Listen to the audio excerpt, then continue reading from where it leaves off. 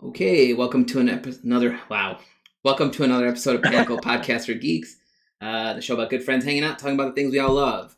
Today's episode, I have a couple of guests because I asked. Oh, Lucas, your volume is still there. Hang on, let me turn that off. I asked a couple guests to jump in and talk about the Book of Boba Fett, which is today's topic, and I've got Tom Babbey, Tom Bacon, and Lucas Durham, who have two of my guests have been on before. Tom is new, but he is a huge Star Wars fan, so I am. I figured you'd have a lot to say about this. Let me know if the video seems like it's going in and out for you guys. It seems okay to me in the stream. It's freezing up in Streamlabs, but I'm guessing that's a Streamlabs thing. Video is okay on YouTube, it looks like. Yeah, it looks like everybody's moving just fine. I see you guys all flowing. And I got Nelson checking audio for me, so he will bounce back with some information at some point. But, well, let's get into it. So we waited till we watched 3 episodes to make sure we were all on the same page, basically. I have opinions. They're not all. I'll just go first. My thought has always been I just love Star Wars because I get to see some Star Wars stuff. Yeah. I'm half and half. I love Boba Fett, so I'm like, cool. There's some cool stuff happening, but then there's some weird ass things happening too. Yeah, your eye roll says a lot. And so for those things, I was like, I was like, what's happening? Yeah. But also at the same time, I'm not like, I don't hate it. I'm just hoping that the next 3 bring us some awesome stuff. Is it only 6 or? It's only 6, I heard. Yeah, it's only 6. Okay. Really tight storyline on this one. So we're already halfway through here. Oh yeah. God! So we're already halfway through. 10 minutes of that 6 of those 3 hours so far with a fucking pointless car chase. So the car chase is funny. So the thing about the car, I was talking to my cousin about this. The car chase reminded me a lot of, and I saw it all over the internet later too. But it reminded me a lot of the Back to the Future, where he's trying to get away on the skateboard, and it even ends with the car hitting a thing and a bunch of crap being dumped on him, right? And I'm just like, I mean, it was just reversed, right? He was instead of him chasing the car. I like how we just we're starting right here at the end of episode 3. We're like, we just got to get it out of the way. Let's just get that out of the way. I didn't, I just wanted it to be. Talk about the annoying stuff first. Well, the only thing that really got to me about the scene, I didn't care that they had fancy speeder bikes, right? Because in my head, I was like, these kids have dreams of being something else, right? Yeah, their characters are very cyborg-ish. They remind me a lot of Coruscant. They wanted to be techie. Yeah. So they would have these techie-ass bikes. What annoyed me about it was what's that? I'm sorry. I almost took it as a nod to George Lucas's obsession with cars. Yeah. So it had a little bit of that. What is it called? American Graffiti. Yeah. American Graffiti. American Graffiti meets bikes. Yeah. The only thing that bothered me about that whole thing was it was slow. I was trying to think, and Nelson said it was very slow. Why? Moving very fast. Yeah. It should have been quicker, right? It's the slowest chase scene. Yeah. For me, it was so initially I had this kind of expanding view on it that just kept unfolding as it went on when we first saw the biker gang, right? So we see him, and at first I'm like, my gut reaction is like, what's going on with these designs? And then I calmed down. And I'm like, no, you know what? This is okay. This is like Coruscant. These are youths. They're trying to be cool, like the core worlds. That makes sense. I'm all on board for this. And then it kept going, and then they didn't go away, and they stayed there. And then I had to accept the fact that this is kind of Boba Fett's new posse, and and that's sitting a little weird with me. And then the go-go gadget leg came out, and that was a little much for me too. The Vespas were a little much. I'm a huge Star Wars fan. I love Star Wars, and I'm not one of those fans that hates on Star Wars, right? Right. I love, I embrace the camp of it all. It's a campy series, and it's self-aware with all that stuff. But this one for me just was I'm not on board for this. This is just not doing it for me. That's what bugged me. I was gonna say, what bugged me about the Vespa designs? They were I kind of understand it if I'm assuming it's like they're from their character standpoint, they take very good care of the rest of us. But even still, you're in a fucking desert world. They're very, very clean. And they did just Exceedingly say how they clean. were. I mean, those kids might have been. water. Like, They stole that water, yeah. Just Always to polishing. clean up. Yeah, I was Yeah, that's what they stole the water for, to clean off their Vespas. Right? polish their bikes. polishing it. That's like a nonstop job for someplace like Tatooine, where constant It really hand took you out of blasting it, and you all know? that. Yeah, we A didn't lot of the see stuff one in of Star them Wars. like change their arm into like a polisher, like just goes like a buffer. I buffer swapped out droid my arm. regular hand for a polisher. Yeah. I mean, it just comes out and starts spinning. Yeah. This is only me, but I did. Go ahead. The very first guest character we saw for episode 3 was Stephen Root, who is Bill Dotrieve in King of the Hill. Yeah. And anytime I see him, I always laugh. I'm like, Bill, Bill, what are you doing here? Yeah. The guy, the mayor's assistant. No, the water guy. Water guy. Oh, yeah. The guy. Yeah. He's the guy from the Office Space too, right? The red stapler. Milton. Stapler. Yeah. Yeah. stapler. He's a great Actually, character you actor. know who the mayor's assistant is? I heard he's from like a popular podcast of some sort. Because he's super familiar to me. Have you ever seen Veep? The like the Alien show? No, Veep. the where Veep. Julia Louis-Dreyfus is the president. Oh no, I had not. So he is her ex-husband in that show, Oh, hey. Yeah. right? Okay. Yeah. Yeah, like as soon as I saw it, I was like, oh The yeah, mannerisms I can't unsee it now. Yep. Okay. That's funny. Yeah. No, they've had great like guest casting and everything, but yeah, I mean now that we've got the Vespas out of the way, I guess we can kind of talk about the wider thing, right? But no, I've like super enjoyed the show up until I'd say that last episode. I was really on board, and there were things in the last episode that I dug and that I really loved. Chrysanthemum was awesome seeing in action. Like seeing him like in live action was super cool. Yeah. Is that how you say his name? Because people were like, "How do you say this guy's name?" Maybe. Chrysanthemum sounds cool. Kirstan. Even so, there's a funny thing on Twitter. I think I posted it in our Discord about how even the guy who created the character is like, I have no fucking clue. Like he just put a dropped bunch it. of R's and K's together and called it a day. Yeah. Yeah, exactly. Yeah. I thought that was cool, This constant consonants. but I hated how like that's the thing. That's the problem I'm having with the show. Like Fett is doing a bunch of just dumbass things. Like he's supposed to be like this cunning bounty hunter. So like, why would you put yourself in a bantha tank and not? Is that what they're called? Bantha tanks? Yeah. Bacta. Bantha is the elephant, right? Bantha tank is a it's a whole different thing. Yeah. So he put himself in that tank with zero like protection around him, right? Like nobody's like on guard or an alarm system, like a trigger that goes off that says, "Hey man, someone's in the room with you." Anything. You know that I mean I mentioned that to you like real early on when we first started talking about doing like a Book of Boba Fett episode, but I was like, they at least keep that consistent. Like Boba Fett is still like kind of looks cool, but absolutely dumb in all his decisions. He was that way in like episode 6, and it continued on. I want to chalk it up to him being damaged from coming out of the Sarlacc. Like his brain probably took a hit. So and it's like his whole body probably took a hit, right? Like everything's damaged, right? Like I love that you have to do headcanon to rationalize this, Alan. I do, because in my head I'm like, the dude didn't let anyone get the jump on him other than Han Solo. I mean, I guess you can chop that up too, right? Solo fucking hit his backpack and he fucking flew into the Sarlacc, right? So it's like that was the moment where you're like, that would never happen to Fett. He would never let that happen to him, right? He wouldn't turn his back to an enemy like that, but he did, right? Like, so then I guess they're like kind of like sprinkling that into us, right? You see this and you're like, maybe he is that guy. Yeah. Maybe rumors of his ruthlessness are just that, rumors. And you see, that's actually I want to talk about that for a second, right? Yeah. The ruthlessness aspect, right?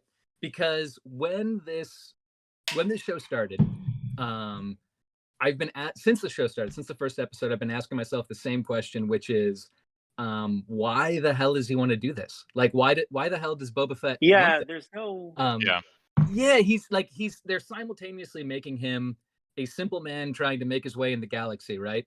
And also the crime lord of the Outer Rim. Like those two things aren't really. I mean, they don't really match for me. But So that's So that's what I'm hoping they give us like a spin at the end, right? Like I was saying have that, this like what other I plan. think we could get is like you're saying, like a spin there, right? Where it's I think this last episode missed a really cool opportunity for that, because maybe he's trying to run the crime syndicate in his simple way, right? And I think what they could have done is they could have done so many cool things in this last episode, but like show the stakes of it, like have Chrysanthemum take out one or two of the bikers, have the bikers quit and leave Fett, and have him have kind of a come to Jesus moment where he's like, maybe I am doing this wrong. Have back to flashbacks of like Jango Fett being a total badass. Have him flashbacks of the Tuskens, and then have his Walter White to Heisenberg moment. Yeah. What if his brain is so messed up and he's the one that killed the Tuskens, and he's just like, oh no. Well, that's the other thing. That would be a cool twist. Like, what would be a cool twist would be the other thing I'd be cool with is like if he's doing all of this to somehow give land back to the Tuskens, right? Like if it comes full circle where it's actually not about crime syndicates, it's about doing what's right for people that help him. But that's the polar opposite of the character we know. It is, yeah. Unless you can go way back into like the little bit of that Christmas special Fett though, right, where he's kind of helpful. Like if you really want to. Where he's kind of riding dinosaur-like things. He says that in the episode, right? He goes, "I've ridden bigger creatures than this." Yeah. Yes, and he's like, I want to ride that. I want to look badass. So you guys all know we're gonna get him on a Rancor at some point, right? He's just gonna be sitting I don't in the know back. how I feel about that. I don't like it. Yeah. That thing showed up, and I said, "I don't want that in the house. Don't take that gift." Cringed so much when he turned and went, "I want to ride it." I was like, "Oh god, this is dude." I think I was telling Andrew this. I would have been pissed. So that whole chase sequence at the end of it, I was like, "This motherfucker better land with this backpack. If he just walks up, I'm gonna be pissed." Right? And he just lands in front of him. I was like, dude, why didn't you just fly and land in the seat next to him? See, that stuff I'm okay with. I'm okay with oversights like that. For not me. Like that for me is one of those. Yeah, I hear you. For me, it's like one of those things where you have to accept some of those. You have to suspend your belief a little bit for some narrative. And Star Wars is all about suspension of belief. Sure. But when you get so many things like that, stuff like that starts to stand out more, right? It starts to be a little more noticeable when you have 8 instances of having to suspend your belief in the same episode. Oh, he snuck past all of his guards and stuff and got into the back room. Oh, he's a giant fucking Wookiee. Yeah. I mean, who's on guard duty? Well, two sleepy Gamorrean guards and 4 teenagers who are boozed up on water, apparently. Yeah, he's got the Mos Espa Vespa Power Rangers, the Wonder Gamorrean twins, and I do like seeing the Gamorrean guards getting more screen time. Like they're not like these like just these like frumpy guards that just fall at the first sight of danger. They're actually fighting, and I did. So if you go back to episode 1, I guess I do like the. I know a lot of people are mad that the Tusken Raiders are getting more of a backstory, which I think is kind of cool. I'm okay with that. It doesn't, and that people are being mad at that. People are mad because they want that nostalgia of not really knowing 100% about the mystery of the Raiders. But you also have to keep in mind that's one tribe, right? That doesn't mean all of them. Because if you read, some of these people don't read the lore. Like they far outnumber the other gangs and blah blah blah. So like I feel like the Tuskens are like the Fremen. There's millions, and they're in. You don't know how many there are. Right. Well, they're also like based. Lucas kind of based them off of like Native American Indians, right? There'd be multiple tribes all over, and all the tribes were different in their own ways. To call them all the same is not fair to all the tribes. So I kind of like that. Like again, the only thing I'm chalking, like it's my own headcanon, I guess, where I'm just like, the dude is tired. The dude has lost some skills. He's been injured. I don't know what it's like to be inside a Sarlacc for X. Can we talk about the injury deal really quick? Because does anybody else think there's something up with that Bacta tank more than just healing up minor wounds? Because he's in that regularly, and every night. And then one episode when the Texans come in the middle of the fight, he says, "Get me back to the Bacta tank," like super like urgent style about that. Yeah. So I'm wondering. I mean, his insights might be a little scrambled. That's what I was thinking. Is that maybe he sustained damage while in the Sarlacc, or? But what did he do? Like own foolery, where maybe there's got to be something else though, because he was living with the Tuskens for what appeared to be a longer period. He did not need that. Yeah, right. He didn't need the tank. And then, like, so Nelson had a question. Says, is there any echoes of the Mandalorian series that spawned this? And I said, so the Mandalorian show. There's really nothing from the show other than the fact that he got his armor back, really. But if you were going to talk about the Mandalorian, you know, when you are reintroduced to Fett in season 2 of the Mandalorian, he's a total badass. Shows up to get his armor, whoops on a bunch of stormtroopers, flies his ship like an expert. Yeah, you know, even when he has to drop them off on the giant cruiser, you know, like he fakes the dogfight and then leaves, right? Just boom out of there. He seems very like I'm with it. Yeah. So then something has happened between the end of that and him going to Tatooine that requires this tank now. I'm going to say it wrong. I'm going to say Bantha now because in my head I've said it that way and it's stuck. Bacta. Yeah. And he seems to be in that thing, like you said, a lot. So it's like something has happened that we don't know about. At least nightly, it seems. Yeah. And he's also willing to share it because he said to get that Gamorrean guard in there, right? Get him to the tank, you know. Yeah. They are going out of their... Okay, I didn't mean to cut you off. Who's talking? Oh, no, it's okay. I'm just wondering, like, what the next 3 episodes, we're going to see him get revenge on the speederbike gang and then find Fennec and then figure out and then see Mando fighting the dragon. I don't know. I mean, he finds Fennec. Oh yeah, that's right, in the desert, right? So he witnesses that whole thing go down. Yeah. So he's still like pre-Mando season 1, and I assume we're going to see him find Fennec. We're getting closer episode. though, like with the this that is you can sync up, and you saw in the background. No, you saw what's her name, the mechanic and her droids walking past in the background of the one shot of. Oh really? Yep. Yeah. When he's first riding on the Bantha into when he goes to see the Pikes. Is it Mos Espa that he's riding into? No, that was Iceland. That was Iceland. That was Iceland because he got the Pikes with the. Oh yeah, that's right. Because the Pikes with the helmets. Yeah, and you see that mechanic in the background just walk by with her 2 little droids. So that might be leading up to like you said, him seeing the fight on the desert and then saving Fennec, and then those 2 showing up again to be like, give me back my armor, you know, or whatever. And my ship while you're at it, or where he has a ship because that thing's just parked somewhere apparently. It's got to be at Jabba's palace, right? Like or in like a random docking bay that's been impounded now, right? Yeah. I mean, I don't imagine he just parked it like in a docking bay because people will be like, "That's Fett's ship," right? Probably. So it's probably Jabba's palace, but also then now he's like, that would be a cool story how he got that back, I suppose. But he's lost that thing like so many times. Didn't Hondo have it at one point? Like, didn't he lose it on Hondo's planet, and Hondo had it in his garage for a while? That's from Clone Wars, right? Clone Wars. Yep. And I mean, when you look at that, right? So, like, you were talking about how Fett's a little bit of a doofus in this, and when you look at like his Clone Wars history, you're like, well, I mean, he spent most of his like youth in juvie. And then, like, he kind of been a doofus for most of his life. Like, and then he just rode around the back seat with a bunch of bounty hunters, essentially. Like, it's really kind of a sad story when you, like, not like sad, like heartbreaking sad, but like, pitiful. Kind of, pitiful. Well, he didn't have, he had no parents. He had nobody to raise him, right? Yeah.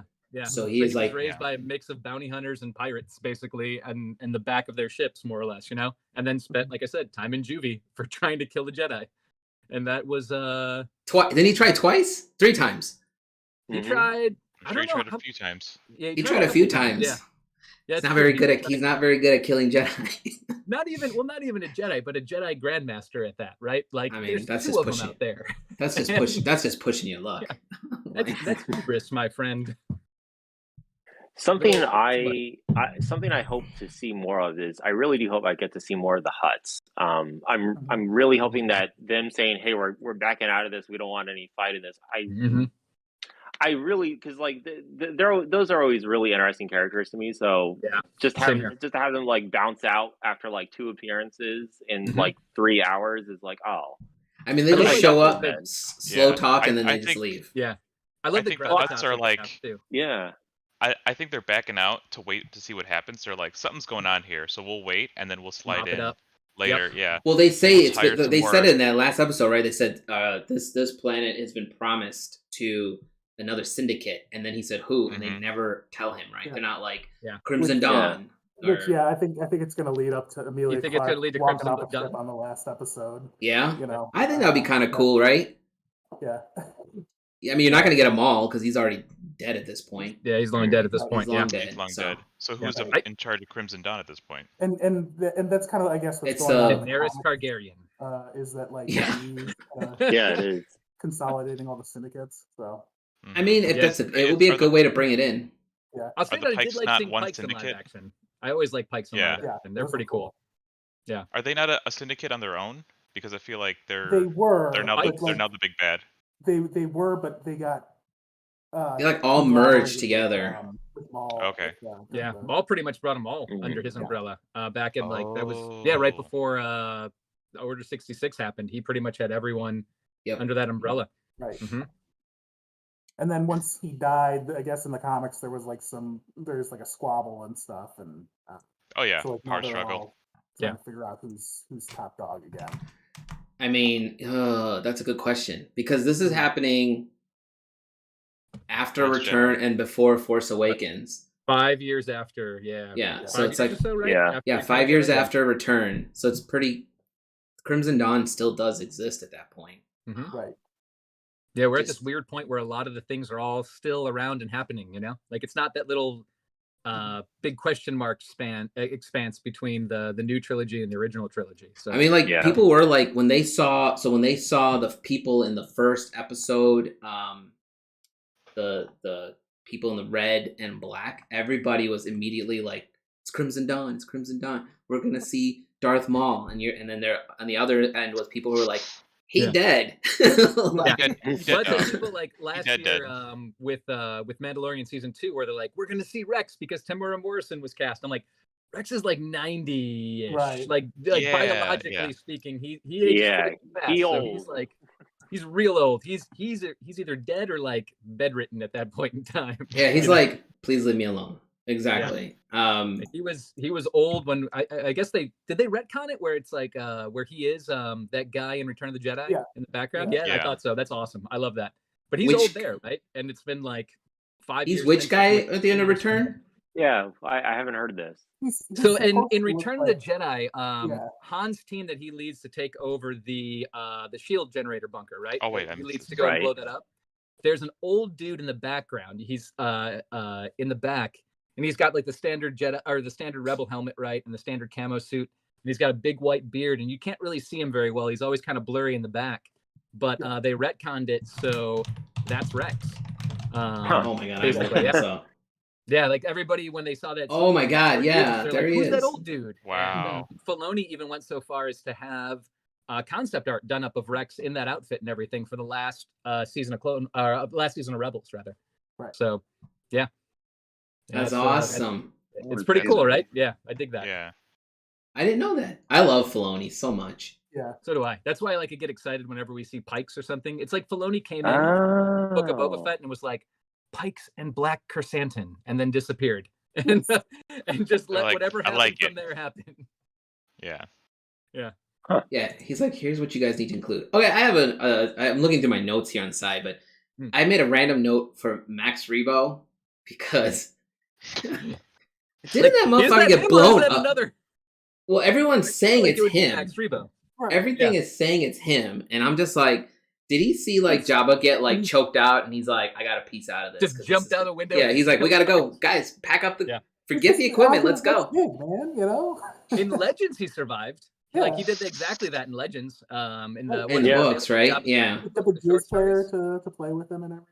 Yeah, he totally just jumped off the barge in that short story. So Because I saw him, and I'm like, "Isn't that dude?" that had there?" to be him. Yeah, that's No, way it's too everything specific. points to Yeah. it being him. So Yeah. I'm just Yeah. like, all right, that's. Cool. I mean, that's Star Wars too, right? Always with the Easter eggs and everything. So I'm fine. I'm fine with it. I don't.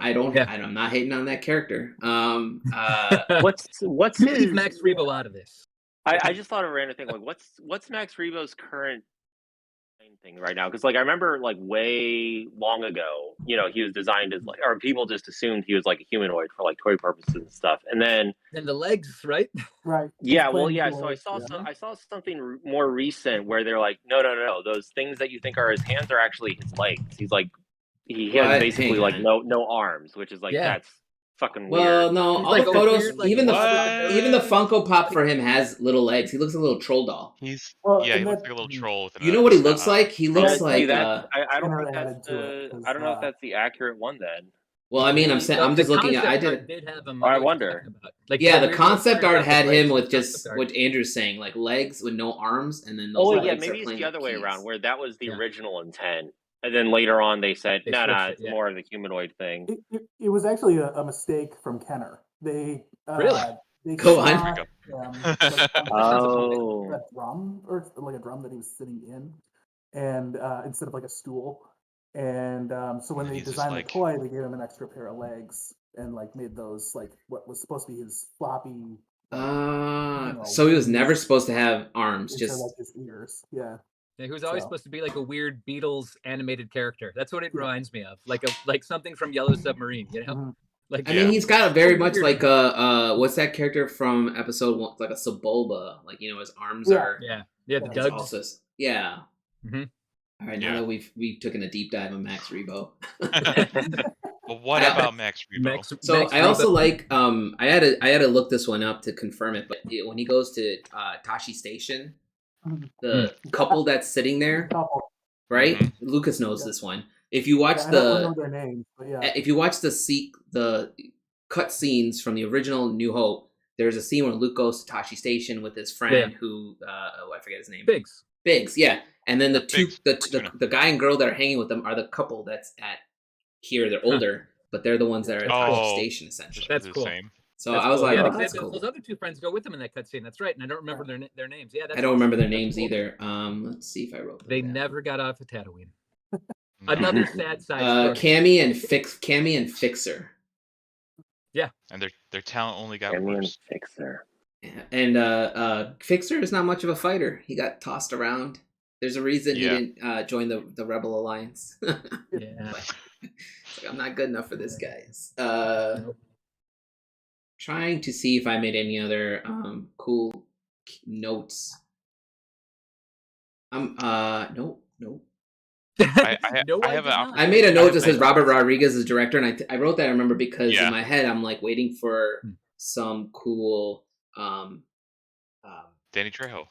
Yeah, well, we got Danny Trejo, but I'm waiting for like Yeah. what's the like a Desperado style shootout to happen, right? Where Mhm. like Yeah. I want to see a shootout like in Mandalorian episode 1 where he has to go get the child for the first time, Yeah. and he's outside of the hideout, and like it just a bananas fight scene, right? And then the IG-11 Yeah. shows up and all that. I want So something like fun. that. So I I mean- mean, we got a train Yeah. robbery. We got a train heist, Right. and episode That 2, was I was cool. like, That I'm was fucking cool. in for all. That was I'm awesome. for all this. Yeah. Yeah. I love Right. loving. And I you had, love like, the westerns, so that whole ninja train sequence. instructor. Yeah, Like the instructor. they didn't like, show taking her guys body, out- by the way. No, because she's When he's she- looking through the pile of bodies, they show the chieftain. Yeah, or the she's around chief. still. That's She's Oh, Yeah. they didn't show the Yeah. trainer. Yeah, They she's didn't show definitely that still cool. alive. She's still alive for sure. Yeah. Because I was just Okay. like, oh, please don't tell me she's dead. She was awesome. or it's just really bad directing and for not showing her. It's one of the two. Yeah. But it made It could be she's kinda that. so crucial that like they would have shown her. Yeah. I feel like they would have focused in on certain bodies, like the Yep. I don't the got the child. chief. Yeah, the child. Yeah, the they chief, did but, show like, the the kid. child. They just showed Now the the kid. child so- one's interesting. Did they show the kid or no? I think Mhm. they just showed the They did? the Okay. inside with the stick, right? Like Yeah. him. I saw Yeah. the stick. I didn't catch the body, but if you guys saw it, The I'll take your word on it. if I remember Oh, right, I the didn't see the kid kid. was like slumped against someone else as well, or something like that. Gotcha. He was Okay. like grouped with someone else in like Yeah. a pile of So bodies. you had the scale discrepancy to tell that it's okay. Yeah. Yeah, she's So, I mean- definitely still alive though. We didn't see her. Yeah. Fingers crossed, because I like her character. Yeah. I thought that was cool. I mean, it was a That cool train scene with the shot of her going through all the cars and just like whooping on Thinking people. about- was Yeah. so good. It Yeah. was so good. And that Yeah. that scene was like so many good things for me at the same time because like I said, I'm a huge Filoni fan. Yeah. So like seeing this Tusken Raider rip through this was like just so much fun to begin with. And then like as she's throwing him out, I'm like, oh, that's a pike. I'm like, he's a pike. Yeah, like when they take his face off, his Yeah. mask off, and you're like, Yeah, he's got a cool. little tiny pike face. Yeah. So Yeah. I'm not super familiar with like Clone Wars and Rebels. So how much are they pulling from that for this show? Not, I mean, Yeah, so I'm kinda not a ton, curious. I'd say. Not a ton on this show. Yeah, the Not a Pikes. ton? So the Okay. Pikes are just a crime syndicate that's really active in the Clone Wars and Rebels. Like you see them a lot in Clone Wars. They're like, you know, like Hutts basically, right? It's a whole species crime syndicate type deal. So yeah, seeing them, and I think the only other time we see them in live action is what, Solo. There's one of them. Solo. Solo, yeah. Kessel. Yeah. And So, then, Oh my yeah. god, I don't even remember that.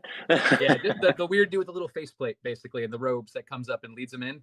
Right when they land on Kessel, he's like the Okay. chancellor or whatever. Yeah. I always get like super excited to see all my animated stuff in live action. I mean, I love the animated Filoni stuff.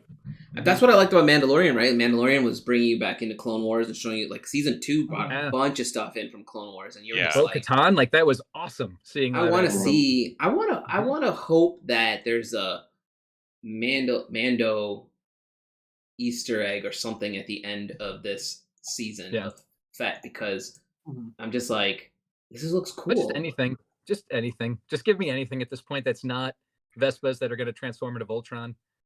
Like, I can't see past that because they're so like, whatever. We're gonna have to get over that. Those are his dudes now. Like we just have to accept that those are his. That's his group. I mean, I kind of enjoyed how he talked. Like I do like the like that man in no name style attitude he has when he shows up, where they're like giving him shit and he's just like, my name is Boba Fett, and they're like, we know who you are. He's like, well, I hope you fight as good as you talk, dank. And I'm like, oh, insults being slung around. I don't get though. He's like, my name is Boba Fett. They're like, we don't respect you. I understand that you don't respect me. Do you want jobs? Yeah. He should have been like, I want him to just shoot somebody as a point, right? Like the mayor's assistant for starters. When the guy's like, the mayor's busy right now. I want him to just be like, boom. Open that door. I want that hips. No disintegrations. Like that just like got. Yeah, what happened to the Boba Fett that we had to tell not to disintegrate people? Like, again, I think he's been through a lot. Yeah, or it was a fumble on his part in the past, and he accidentally disintegrated somebody, because that pans out with this Boba Fett. Right. The love of his life was disintegrated, and now he can never do it again. We'll never disintegrate again. That would be curious if he has a love story in there somewhere, but I don't know, man. I really hope they don't. To be honest, I don't see him falling for anybody. Yeah. I mean, they do show a lot of. I do feel like he really has this nostalgia about missing his dad, though, because they keep showing the sequences of his dad leaving. Yeah. And him like being like, "Don't go. Yeah. Don't leave me here with these weird long neck aliens." You know, like they're all creepy. And everybody here looks like me. You know. So I don't know. Weird. I was hoping those flashback sequences would show some. It would have been cool to see some stuff with him being trained by his dad or something, versus him being. We got 3 episodes. Yeah, so I guess they're gonna give us what they're gonna give us. I feel like is the pace. I mean, they're gonna reintroduce that other Tusken, and then they're gonna talk about how he goes and gets. They're gonna show you how he kills that whole biker gang, because clearly, all he did was rough him up. He should have killed him. Yeah. He should have killed him. That was his first mistake, right? He left him alive. Like, don't come back here. He should have been like stabby stab. Yeah. Why didn't he go all? Yeah, he should have gone all like stormtroopers on what is it, Typhon or whatever planet they were on. With his I wanted him to like their helmets. I was waiting for like I was silently hoping they would show him being like trained by the Raiders, and then he would just like reveal that he's actually perfectly capable of handling himself. Like like he faked training so they felt like they'd accept him, and then he's just like this badass that's already knows his shit. But I'm not getting any of that. That's all. It's all up here. No, it's all wishful thinking. You get cocaine lizards and training montages. You got nose lizards and training montages. That's it. I mean, is he better with just gadgets and guns, and now he's learning hand to hand at age 50 or whatever? I mean, that's sure, but he's always been good with the weapons. Like, I want him to like throw a flamethrower here and there. I mean, I made it also. Yeah. Okay, I'm gonna just jump to another topic here. They mentioned the witches of Dathomir. Yeah, I was surprised by that. That was cool. So that was funny because my family and I were watching that, right? And I mean, in case like we didn't get this across, I'm a huge Star Wars nerd. And my family and I are watching that, and Danny Trejo says, something about Rancors accepting riders. Yeah. And then I like chime in. I'm like, the Witches of Dathomir rode Rancors. And then Danny Trejo goes on. He's like, the Witches of Dathomir rode the Rancors. I'm validated. Yeah. Your kid's like, That was a cool Dad's tidbit. okay. That was cool. Yeah. Like Dad's not as weird as we think he The is. Rancor is kind of cool. I'm all right with that. Yeah. Yeah, people. It's fun. It's fun to be a Star Wars fan and get that little nugget, because it's like they might not ever show up in these series, right? It's too. Yeah. It is a complex storyline to do if you wanted to do it, but I mean, they might show up in the Ahsoka Tano. That's true. I mean, I'm hoping in or- Ahsoka. I'm hoping for the witches. I'm hoping for some Night Sisters to show up.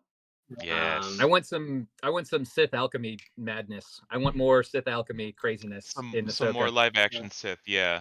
Yeah. Why Like, is I it don't so know hard to what- give us? Why is it so hard? The Acolyte, right? Like, What'd you that's a say? little bit further down the way, but the Acolyte, isn't that Yeah. the other series they're hoping to, or movie that they're hoping to show some of that stuff? I don't know. I mean, I feel like I don't know. That's a good question. Like, why is it so hard for you to show us more? Like, why not make it? Like, why not make a Sith based? That would be cool. But remember, we do have to remember though, like we're coming off of Boba Fett disappointment here, but we had 2 super cool seasons of Mando. Like those were super fun. And I feel like for Obi-Wan. I mean, I think that the reason those seasons, Mando is so good, I think, because Filoni was also like very hands on with it. Yeah. Versus Fett, where they, It's all Favreau and Filoni helped write some of it, but then they just were like, "Good luck, we'll be back." Yeah, it's probably because they have other projects. I would also say it's probably also, like, at least for me, like, I feel like with Mando, I saw a lot of things that I never saw before in Star Wars. Like, I never saw a man fight a TIE fighter mono. Like, and it, like that's interesting to me. A man in a jetpack just going toe to toe with the TIE fighter. That's neat. Or the crate dragon speeder bike. Yeah, like a crate dragon thing, or a lot of action pieces like that. And like Boba Fett, it has a couple of those, like the train scene. That was an interesting thing. And then like just seeing Hutts again, like considering like I've only ever seen Jabba the Hutt, like seeing like, oh, he has like 2 cousins and they're also like they have a stake of it. Like that's interesting. But overall, like there's not a whole lot else to like super grab onto outside of like a couple little blips here and there. Yeah, that's true. I never thought of it that way. You're totally right on that though. It's a lot of retreading familiar territory, almost to the point of for me a little too much, right? Like the Rancor coming back to the Rancor pit was like, like I don't need to see a Rancor again. Like, why do we got a loop here? Like, I understand that like Star Wars is all about its tropes, right? Like I get that, but like you were saying, it's almost like it's afraid to go outside of what it knows everybody digs, you know, or to take other things that they know people likes and embrace it. It's almost, it's almost like it was like it reads almost like dropped. Oh no, it's okay. It reads almost like fan fiction almost, right? Like, and then he got a Rancor and he rode it with guns, and it's like it's a fine line to walk, like and it's weird. It's like I've seen it with how people react with Star Wars, where it's like if it's too different, then people are like, "What the fuck is this?" They're like, "This isn't Star Wars," and then they complain about it. Yeah. Or then you have the other side where it's like someone like me, where I'm like, "This is too much like all the other Star Wars I've seen before. Like, can't you give me something a little bit new?" And like Mandalorian, I felt was pretty good about riding that line of like weaving right between like new and old stuff. So it was pretty enjoyable overall, I think, for everyone. And this one, like, it has some glimmers of that. It's just it needs more. Like the pace on, like, knowing that it's 6 episodes, this pace on it is fucking killing me because it's not treating itself like it's 6 episodes. No, that's exactly the pacing. That's like it's just the pacing and it just the characters. I love the character so much, and it's just a lot bugging of things. me how they're handling it. It's okay to say it. Well, the other, I was looking through my notes, and the other thing I wrote here is consistently walking around with no helmet on. Like, I get they want to keep. That was something. Go on. You know what I wonder? So this is actually me thinking like insider baseball. Unless I genuinely believe they don't have Pedro Pascal on for that show for the majority of the time, they just have him like voiceover or whatever.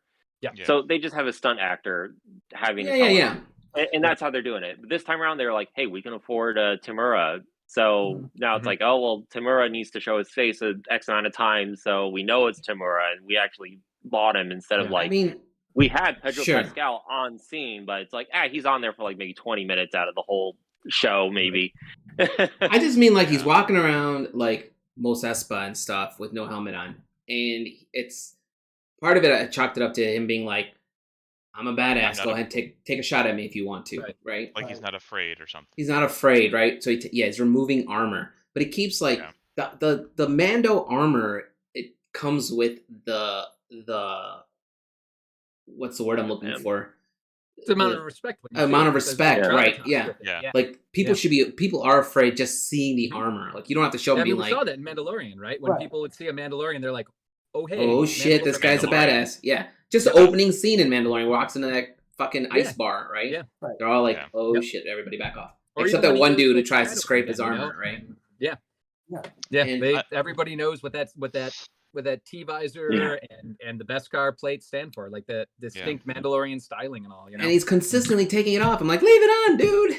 like you're gonna get punched. Yeah. I'm hoping I remember Go ahead. Okay. I mentioned this to you, Alan, like way early on. And I'm just curious to hear what everyone else's opinions or theories are or something. Maybe there is some. I'm almost guaranteed there's probably some dumb Star Wars explanation for this. Every Twilight I've seen so far is like on a scale like either above average or like fairly like handsome or attractive looking, whatever. What the fuck happened to Bib Fortuna? We can't all be beautiful. Can't all be. He live is, up to your standards of beauty. He is just a hideous troll of a man. I know they dumped all of their genetics and bad genetics into him. Like everyone else has the good genetics, and he has the barrel. Like the Steve Buscemi of like the Twilight. I mean, he was just sitting around, and you saw how much food Fett was eating at dinner that night. That was his food. Yeah, there's always enough food in that palace. There is always enough food in that palace. We have seen a couple like horrifyingly ugly ones before though too. I think we got what's his name, the senator from from Clone Wars. Yeah. Oh, did they have him like looking kind of? He's just he's like a frumpy politician looking guy. Yeah. Oh, okay. Yeah, all right. like, all right. Yeah, because like, so far in person, like live action stuff, I'm like, yeah, you look too normal. You look too normal. I need some Bib Fortuna thing here. Yeah. Power really like corrupts them, I guess. I don't know. That's what happens. Just visibly corrupts them. Just let it all go. Yeah, whatever. I'm happy. That's the one thing I am liking. They're showing all these different, like if you like take the time to look at the backgrounds and stuff, like there's a ton of different species back there. It's not just like all like repetitive or the same. They're kind of like. Which I like brings that me the to mayor something was the worm guy, the worm species, whatever they are, the snail looking. The Ithorians, and they even had the translators on the side of the necks. Yes. Yeah, they had the double mouths on the necks, and they had the translator box. That was so cool. But oh man, I lost it. There was totally something I had there. You said something, Alan. I said the different species they show in the background. Yes, so that brings me up to like another weird directorial / writing choice, which is Rancors imprint on the first human they see. I'm like, do we? I was like, Twilight guys. Little racist Rancors. Come on, guys. No, it's like it was such a weirdly written line because like I don't even think we use the word humans a lot in Star Wars. Like we use more planetary for humans, right? Even, like Corellian versus from Coruscant. Yeah, they could have just said the first thing they see versus the first sentient they see or something. It was such a weird choice. Person. Yeah. I didn't think about like that. I said, I don't get hung up on those things, but there were just so many of them in this episode that I was like, they just broke. Like it was one straw too many on that poor camel's back. And I think episode 3 broke us all is what we're trying to say here. Because in episode, was it 1 or 2 where he fights it's 2, I think, right? He fights that 4-armed. Yeah, that's episode Harry 1. Harrison style. Right. Yeah. I was literally like, that's the fucking Kraken from Clash of the Titans. Yeah. I That was a see. I really dug good it though. Like I dug the Yeah. dug the throwback to Harryhausen. Like I dug that little tip of the hat to it. And I liked it because it was also new, right? Like it's something we haven't seen Yeah. in that. Like you don't. Yeah. I've never thought in like like we know there's a giant sand dragon out there, sandworm, Mhm. right? They Right. call it a worm, I think. Yeah. And then Yeah. there's a Sarlacc pit. There's probably more than one. That can't be the only one in the area. The And- dragons eat the Sarlaccs. They or do, something. they dig them out. Yeah, dig them out and eat them. Yeah, that's what it was. Yeah. And then like now you got this thing here where they're like basically looking for water, or what are those? It's some form of liquid, Cords. right? The cords, Yeah. Yeah, I think it's like the The gourd gourds, or yeah. whatever. Yeah. Mhm. And then Or like seed pod or something. that's the thing. The guy, what is Nelson saying? The guy in Jedi that cried. Who cried in Jedi? Oh, the the Rancor Rancor keeper. trainer. Oh Yeah. yeah, that's Yeah. right. With the shirt on his head. Yeah, that's right. I forgot about that. But yeah, well, back to my point about this thing. It was like I was thinking, what other cool things you can introduce all these other. It's like when you go to like Hoth and you only know that there's Wampas out there, but you know there's Wampas probably, and Tauntaun. yeah, That's it. Wampas and Tauntauns are all you know, but there's probably like 20 other species in there, right? Somewhere it's Mhm. got to be, right? So it's like Yeah, I didn't just like expect any this thing to rise out of the desert, which was like, oh shit. Also, this kid knowing this thing might exist out there shouldn't be just out there fucking sunbathing. And then he would have died if he was by himself for sure, because that dog was worthless. I forgot about the guy that cries over the Rancor. Yeah, the Rancor trainer. You're like, And then Nicholas comes yeah, up and consoles him. He puts his arm Yeah. around him. yeah. He's like, Good job, "Oh." Luke. And then the I one don't- guy's crying. You're like, oh, that poor guy. Oh, I'm not 100% in the Rancor team because I think it's a bad idea to have something that big down there with you. Like what do you Yeah. feed it? he Ronto. feeds it all the Rontos, food. apparently. Yeah. Ronto carcasses. Yeah. I do want to I'm really see. hoping. Go ahead. I'm Not sorry. Jedi. Oh, I mean, I'm really hoping that like the pace is like, okay, we know he's gonna fight the Pikes, and he might be getting revenge on the Pikes for what happened to the Tuskens. Yeah. I feel like the Pikes were like trying to get rid of one gang or another, and like the Tuskens suffered. So I'm hoping that's like, okay, it's the mayor and the Pikes, and those are our villains, and then we get something with the Hutts at the very end, possibly. I'm hoping we get like, Yeah. I'm hoping this war goes to at least give us some fun cameos, right? Like, Yeah. I hope that like he's like, we need reinforcements. Let me call up my old stepdad Bosk to help us out. You know, Oh, Like, I would love to see why Bosk haven't we show up. seen any of the other Or bounty like- hunters? or like Right. if I'm sure we if the get Pikes into hire it. Cad Bane to help him out. Like, oh my god, that would be so cool to see Cad Bane and Fett facing off. Like, I would love that. But I have I Vespas now, forgot about so- that. Why haven't I would love to see some of the other bounty hunters just show up and be like, Mhm. how long you been back? You know, Yeah. oh, we heard a rumor Right. you're back, and I guess that's true because there you are. He could I- hire a bunch for like the final episode, and it's a bunch of bounty hunters and his gang, and him on top of a Rancor. It just shows up. They're all on the Vespas, and then he Like shows up on a Vespas. Rancor. That is not a Yeah. scene I ever want to see. By the way, I don't want to see a Rancor with You know 4 it's coming, though, Vespas that's- next to him. I'll be He's on a Ronto really next to I'll him. be really upset if they give us that if that's the scene we get somewhere in there. I really Really want him to just be excited. like, get rid of those bikes and get some decent speeder bikes or whatever the sand bikes are called. They're called Yeah, they have a different name. Swoops. Swoops. swoops Yeah. that actually have. Oh speed, god, yeah. Yeah. Well, isn't it like S swoops technically? Isn't there like a S-swoops. dash in there? Maybe. Like, There it's could something be. really That weird. tracks. They're basically like the Harley Davidsons of the speeder bikes because you sit back Yeah. and you lounge on them versus Yeah. like leaning on them like you're on a nightster. Yeah. I would love to see. I mean, now you got me thinking about the other bounty hunters. That's something I Right. totally because in the if Well, you they keep read, showing go ahead. Bosk's people, Bosk's Yeah. species. Apparently, they took explode. over Mos Yeah. Espa, is what I was reading up Yeah. on. Yeah, the Transdoshans have been shown a Transoceans. ton. Yeah. I mean, Ton so like I lost my train of thought. I think Oh, he's gonna talk. I was gonna say was because in the original, if you read the books, and when Fett escapes the Sarlacc, Dengar is the one who saves him. Right, he shows up and happens to be there and takes him in, and instead of killing him, he resuscitates him. Right, heals him and helps him become normal. Which is funny. I was talking to Tyler Walpole, a buddy. You guys all, Yeah, we know Tyler. We know Tyler, yeah. Mhm. I was talking to Tyler about this, and I was like, I just want Bosk in those last 3 episodes, and as long as I get Bosk in one of these final 3, I'm okay. And Tyler, Yeah, I wanna paused, see- and he goes, and he goes, "You're gonna get Dengar, and you're gonna like it." Yeah. That's where we're going with this. But no, like you said, they've already shown his species all over the place. It's not that hard to put him in his outfit. No, it's not. Sprinkle him. No. And you're showing a giant black Wookiee. That was They had him in Mandalorian too, didn't they? Boss. If I remember right. No, Trandoshan. Trandoshan. People love them, so they sprinkle them in. Episode. Yeah, people love them, so you sprinkle them in. Through with Grogu.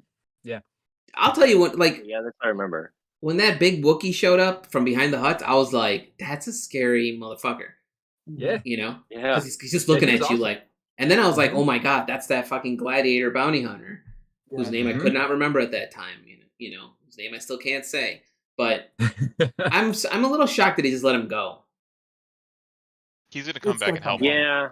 Yeah, he's gonna come back and help him because they're like friends, right? They used to. That's why doesn't he say something to him like, "No hard feelings, old friend."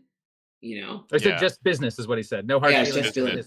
Yeah. Because he's been in that situation before, where he's like, other bounty hunters, point their guns at you sometimes. Because he could have popped that dude in the back when he's walking away with the Hutts, right? He's gonna been like, look at that sniper and just like kill that guy. Yeah. Right. See, and that would have obviously I don't think they should have done it with like Black Chrysanthemum because he's such a cool character and just now getting into live action. But that could have been like a learning moment for him too, Like if you had a badass assassin who came to kill him, they say, "All right, unchain him," and as soon as they unchain him, he goes for Fett, and then Fennec has to take him out and is like, "This is what I'm talking about," But they didn't, They're still like, "See ya, peace out, good luck, good luck." He kind of runs off to the side too, like, "See you guys later," Yeah.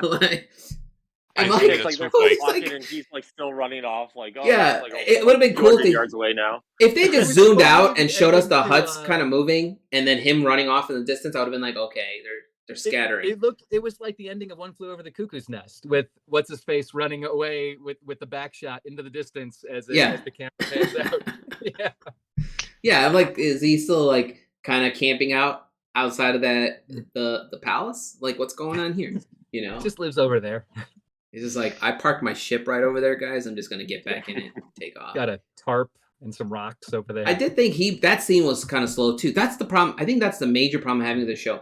Everything is shot at a very weirdly slow pace, and I don't know if it's because you're like, we want to really show you the details on the things we've done, or like Rodriguez is used to like live characters that aren't like in costumes, so he's just like, I don't know what speed I can move. Like, just speed up the film a little bit, right? There's something weird, yeah. You know what? I haven't kept track, but has he directed the last 2 episodes too? Because I know he directed the first. He's directing all 6 of these, apparently.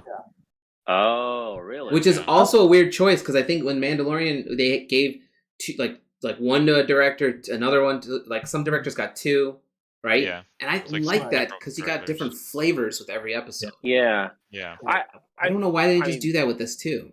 I mean, Mando was going to different planets. This is all like one setting. Sure.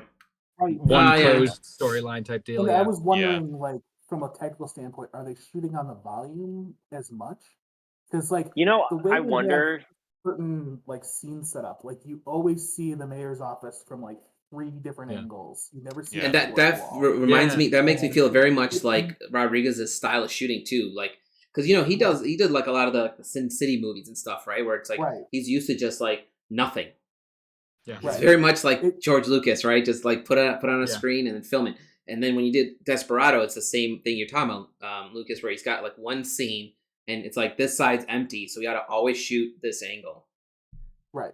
So like I don't know, it for me, I think part of it is just like matching his visual storytelling to like what I'm used to, because like I feel like a lot of the rooms feel, and I wondered watching it if it was like a COVID thing where it just feels very like isolated. It could be. How like we all spaced on the fact that COVID is a thing. Right. I mean, I'll also hazard in this is like another show of some point, whatever. But like personally, I think that Rodriguez has not had the touch for a while in terms of being a director. It's like not terribly. Like he had some good stuff early on, and then it's just kind of been like a at least to me, like it's been like a very slow decline with like there's occasional blips where like, oh yeah, he can still kind of do something like Desperado, but overall, like I think a lot of his efforts have gotten worse over the years.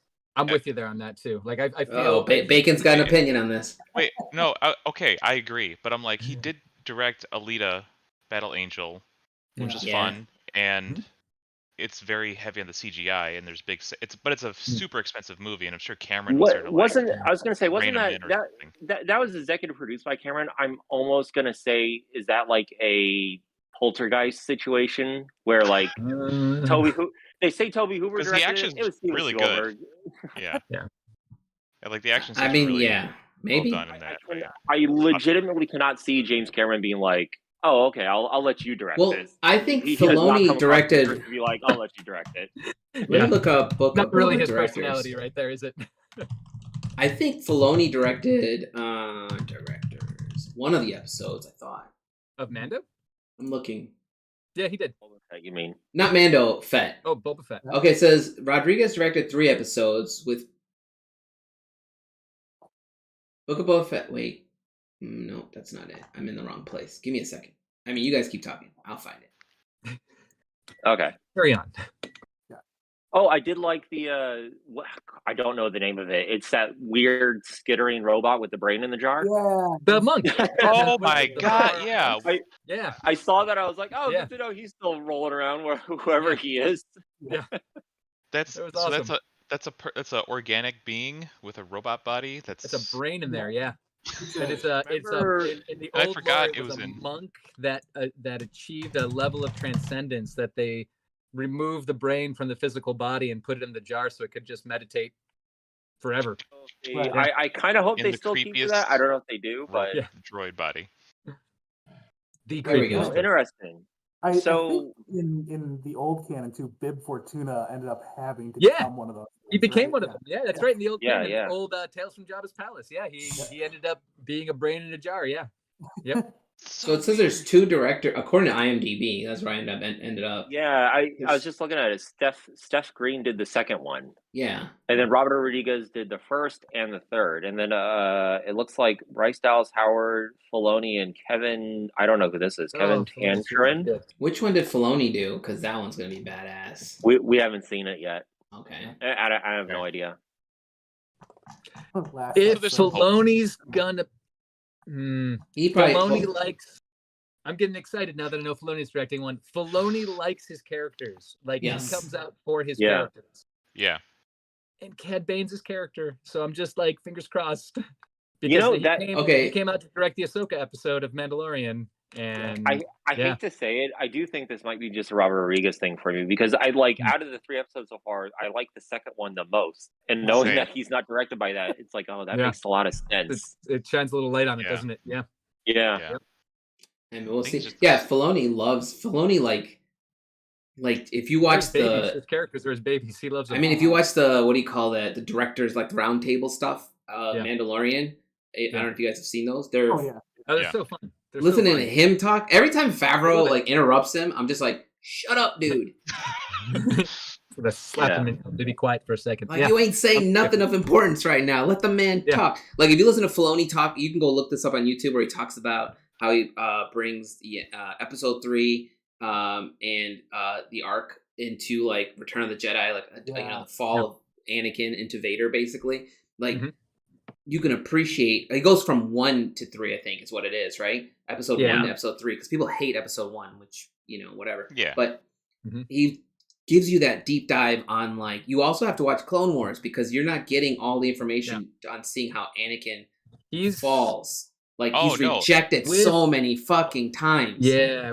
With Clone Wars and Rebels, Filoni ironed out a lot of really bad storytelling kinks. Like legitimately bad storytelling, and he smoothed that out and went back, and it's not necessarily retconning, but it's adding more story in that ties it together and gives it all context.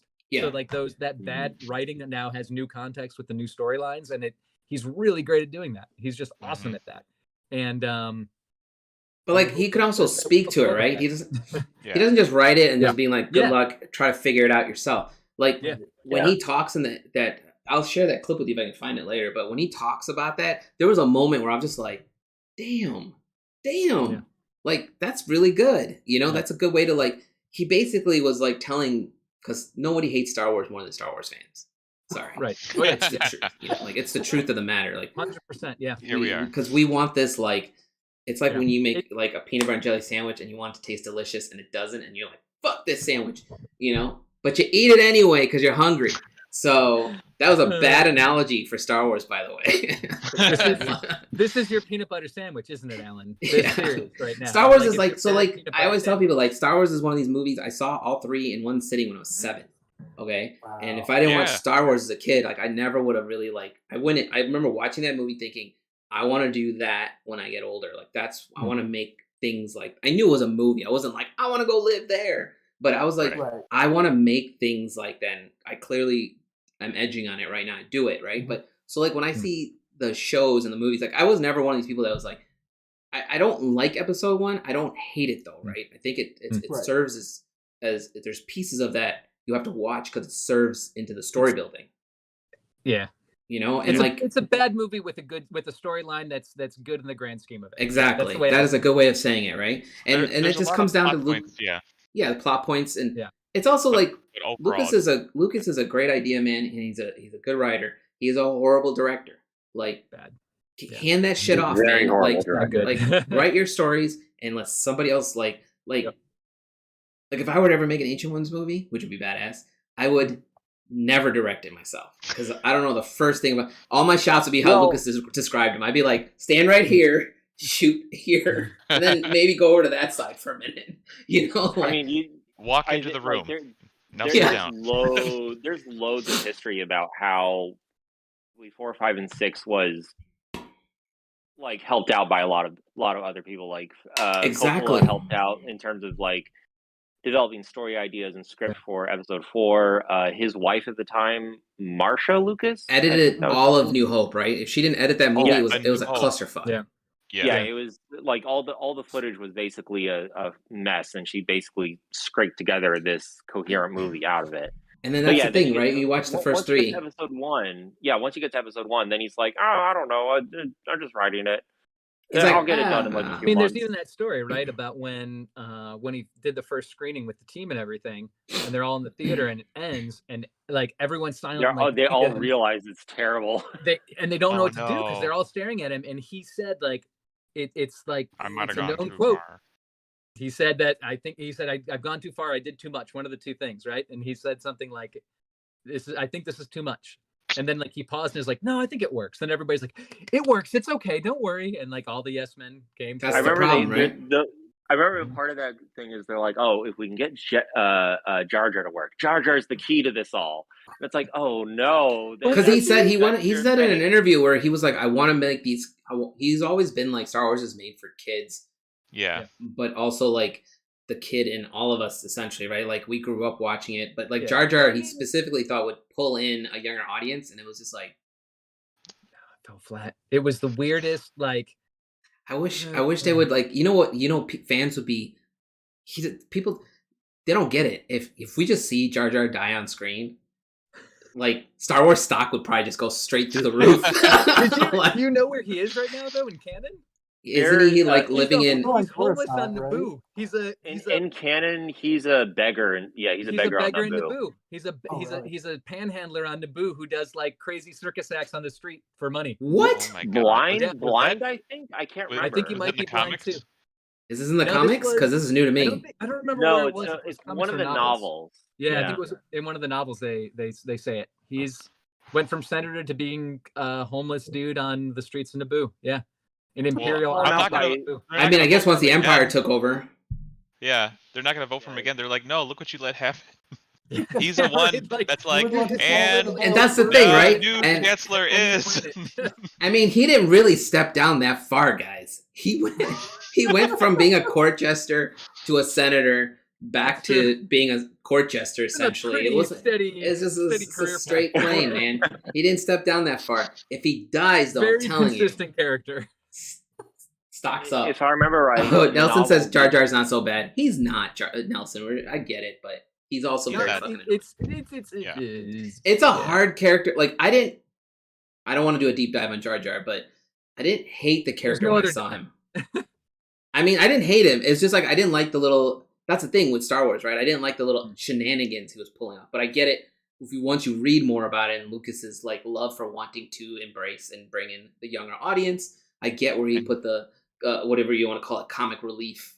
Well, yeah, but I'm also going to go ahead and defend good writing here for a second and say that that you can have kid stuff without it being stupid. The best kid stuff is stuff that has heart and speaks to emotions that kind of doesn't transcend age, but runs through a lot of different ages, right? Iron Giant, anyone? Jar Jar was Iron Giant, great example. Jar Jar was not giant. Yeah. I will say BB-8 in episode 7. Yes. Like, thumbs great up, example. little like flame. So good. Yeah. So good. Like like so fast and well done. That scene, like so much charm and charisma. And when BB-8 was sad, you felt it. You know, like you were like, oh, no, if BB-8's sad too. You know, like you had this emotional connection to it. Jar Jar, you just wanted to go away. Like you just wanted this piece to end because you're like intrinsically something here is not okay to watch. Like it's just like cringy. This is weird. Yeah. It was weird. Weird is a good way to describe it. Yeah. It's just like when they try to like I didn't like how they made us like try to hate on C-3PO in that last episode. What is it? Episode 9, where he's just like nobody wants to talk to the guy. He's so annoying to be around. I'm just like, dude, this guy's he's seen shit. He's been through shit. He's also he's also saved your ass a boat ton. He's also saved your ass a bunch of times if he does. Just can't remember how many times he's translated shit for you or saved your ass, you know, like nor can he with his memory wipes. Right. When they're about to wipe his memory and he's like, I'm just taking one last look at all my friends and nobody flinches, I'm just like, come on, give the man a hug. You know, they're all like, "Oh, friend, well, we didn't want to go with that label." they're like 3PO.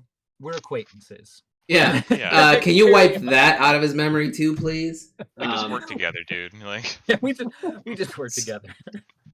This has turned into what's the next? Let's just go for one more character that we can bash on. You know, actually, it's really sad that thinking back on it, that 3PO line in the third one is really, really sad, considering that at that point, all his actual friends are dead. Like, Han Solo's dead, Luke Skywalker's dead. Leia was dead. Like, did they actually kill her in that third movie? Yeah, they did. She died. At that time, I think was still alive at that point, but she did die. Maybe. Yeah.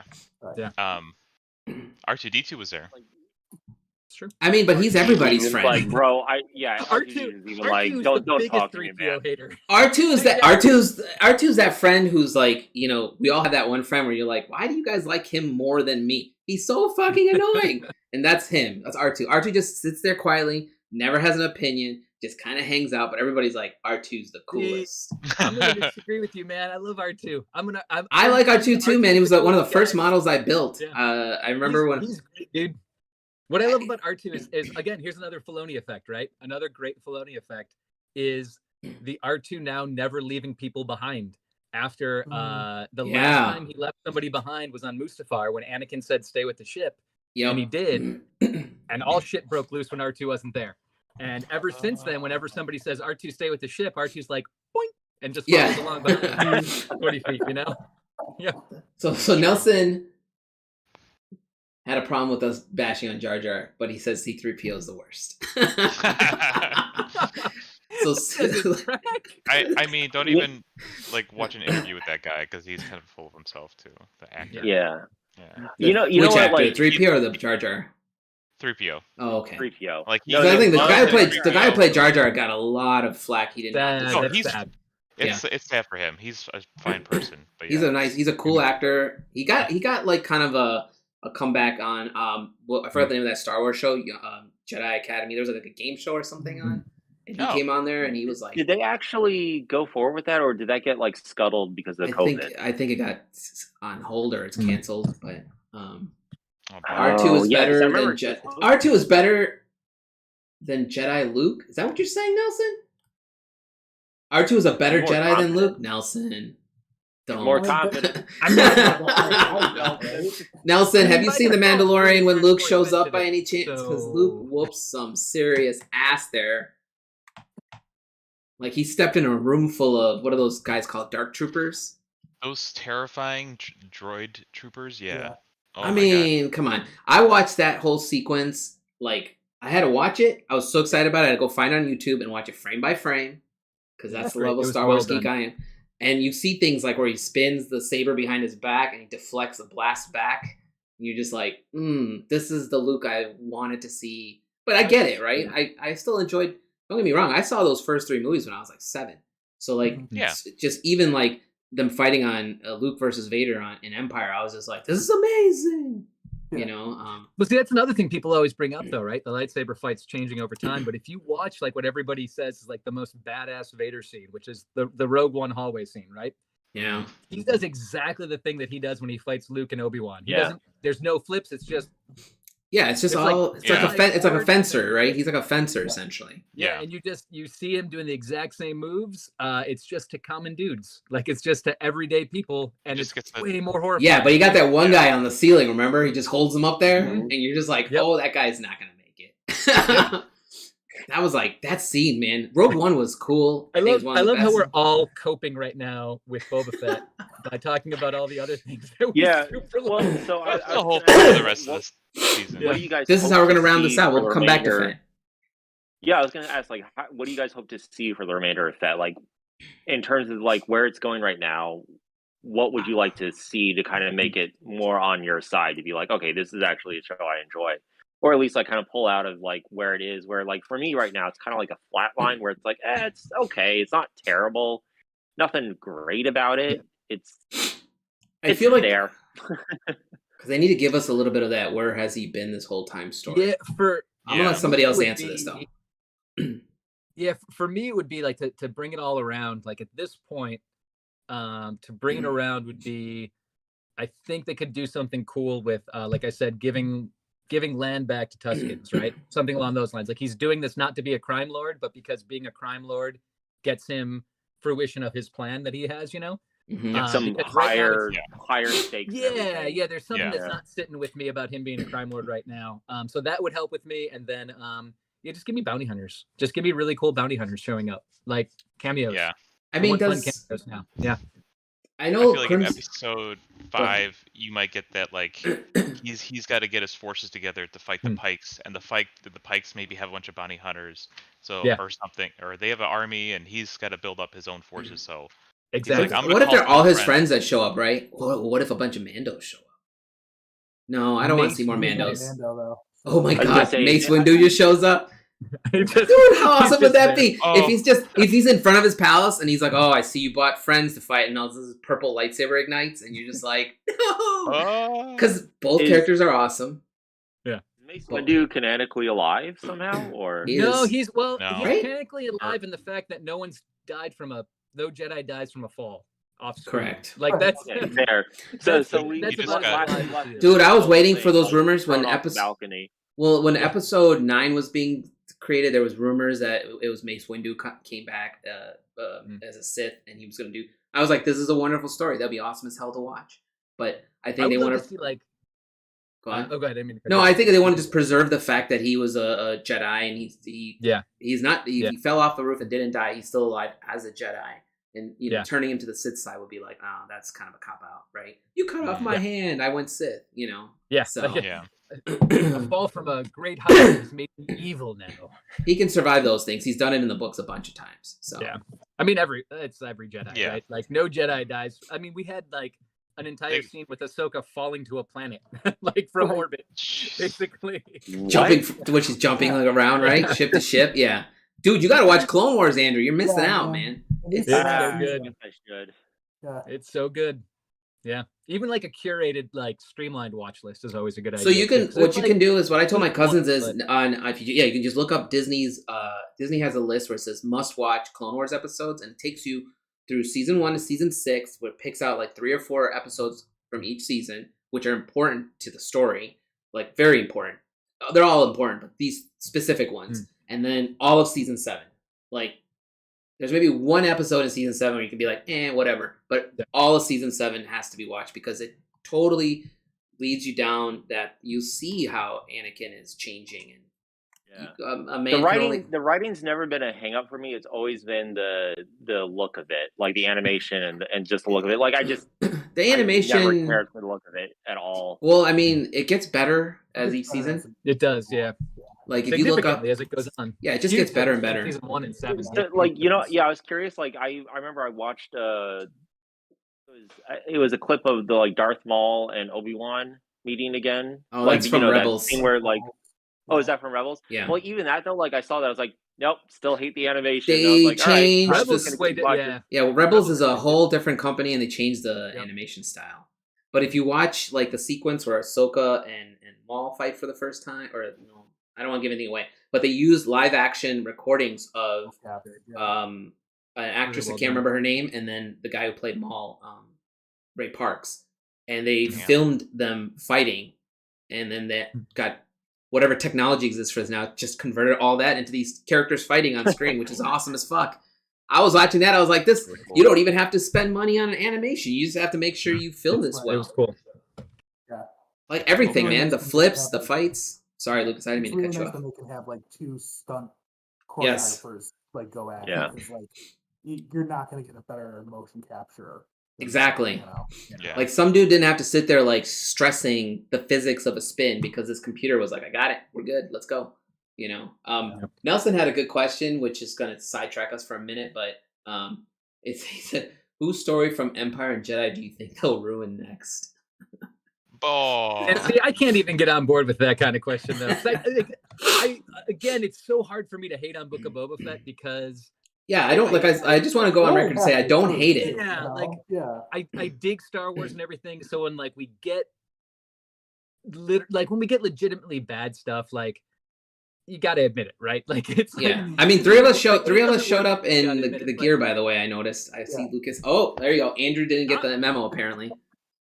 No, you failed me, Andrew. You failed me. The Star Wars thing I have nowadays is an old Episode 1 like leather bomber jacket that we. That's cool. Go get it right now. That's cool. Yeah. I mean, I showed you guys I showed you the Mando. That's awesome. And then I showed you guys the Jedi.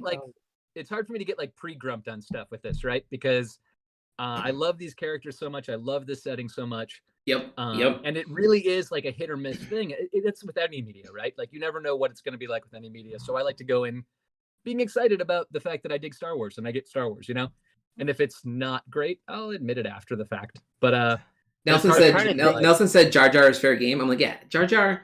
I'm telling you guys right now, if we saw Jar Jar just fall into a Sarlacc. We'd be like, yes, this is the best episode ever. I'm totally okay just leaving him on a street corner in Naboo. Yeah. Forever. I didn't know that story, so I'm going to look that up. He's just throwing ball, he's just juggling. But I mean, what I'd like to see from the end of this, Book of Boba Fett is like we've been talking. I'd like to see other bounty hunters. We've already seen 2 now. Yes. I'd like to see something happen to the Hutts because she did mention. She goes, we can't go after them without permission. So who's she trying to, like, do they have to call their home planet and be like, yo, come get your twins or I'm going to feed them to the Sarlacc? Oh my God, that would be awesome. Put them in the Sarlacc pit. Who's he going to feed to the Sarlacc at the end? Somebody, right? The bikers. He's going to throw the bikers in there. Oh, the mayor. Okay. The mayor. Someone's going to get kicked to a Sarlacc. Or the mayor's assistant. Yeah. I can see the mayor's assistant where he's like, I'm sick of you. It's got it, and because it's Rodriguez and we're already where we're at, and it's only halfway through. It's going to be a crazy over the top scene too. Like it's going to be like he's like the Rancor punches the guy off a skiff and it flies off of it and into the Star. Like I'm waiting for the explosion shot where Fett is like walking away and shit's exploding behind him. Yeah, it's so there's Rancor building to a lot of that. I'm looking at it. There's apparently 7 episodes. Oh, total. 7. Okay. 7. So Robert Rodriguez is going to direct 1 more. Bryce Dallas Howard is going to direct 1. David Filoni is going to direct 1, and Kevin Tantrin is going to direct 1. Whoever that is. Which makes me wonder then, where is Robert Rodriguez and David Filoni going to factor into this? Like, are they going to direct like the last 2 episodes? I wonder then, because then it'll be like maybe Rodriguez handles the 5th one or the 6th one, and then Filoni ties it up with the 7th or something. I mean, oh no, this Kevin guy was the one that did the new Mortal Kombat movie. Eh, that movie wasn't that bad. it was okay. You know? The movie was filmed fine. Wait. You're telling me a guy who directed a Mortal Kombat movie is doing a show with Rodriguez? No. Like, he did something. No, wait, he didn't do the recent one. He did something called Mortal Kombat Rebirth. He did that's the animation, I think. Which isn't is that the bad. Animation? I'm pretty sure that's the animation. Huh. There's an animated Mortal Kombat? Now I'm getting on side tangents. Oh, is that on HBO now? Yeah. Which is it's not that bad. It's on who cares? Look it up later. Oh, Kevin Pancherian? Okay, he can be great. Awesome. He did the fan film. Okay, that's what that is. He did the fan film, and they hired him to do the regular Mortal Kombat. And then that was okay. It was kind of hit and miss, but he did a really good fan film. It was like really dark and gritty and like realistic. And then they let him just go nuts with the show, and it's kind of weird. But and then it looks like he just did like a bunch of television shows, like decent. Like I honestly don't know, because like most of the shows I was like, I haven't seen it. And then I'm like, okay, not bad. Yeah, he could definitely film fight scenes. That's what I want to see. I want to see a good that's what I hope for. Then fight scene already. An action film. He's doing episode 5 of Boba Fett. Oh, yeah, 2 more. Which one is Filoni doing? Because that one's gonna be amazing. I'm gonna say 6 or 7.